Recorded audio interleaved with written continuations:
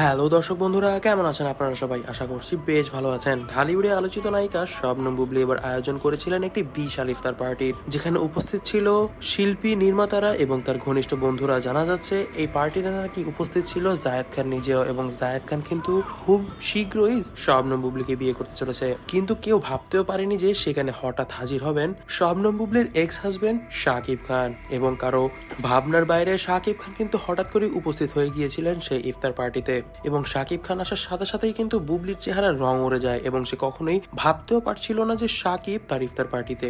ইফতার শুরুর মাত্র 10 মিনিট আগেই একটি কালো গাড়িতে প্রবেশ করলেন শাকিব খান। তাকে দেখে উপস্থিত সবাই হতবাক, কিন্তু বুবলির মুখের অবস্থা একদমই বদলে গিয়েছিল, কারণ সে কখনোই ভাবতে পারছিল না শাকিব আসবে, কারণ তার আর শাকিবের সম্পর্ক কিন্তু একদমই খারাপ। আর শাকিব আসার মাত্রই শবনম বুবলি কিন্তু ঘাবড়ে গিয়েছিল, কারণ তিনি মনে করেছিলেন শবনম বুবলিকে হয়তোবা ধমকানোর জন্য বা কোনো ধরনের ঝামেলা করার জন্যই হয়তোবা শাকিব খান এসেছে। তবে শাকিব খান কিন্তু কোনো ঝামেলা না করলেও বুবলির চেহারা কিন্তু ঝামেলা না করতেই উড়ে গিয়েছিল।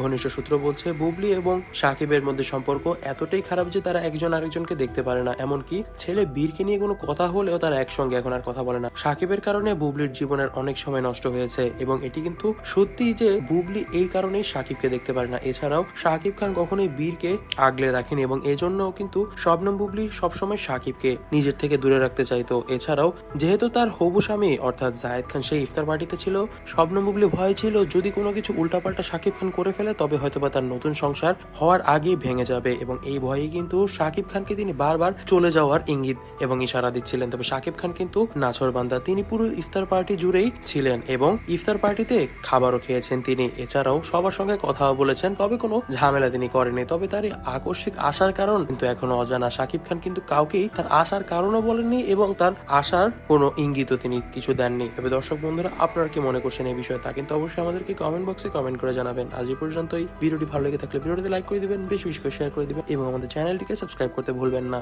ধন্যবাদ।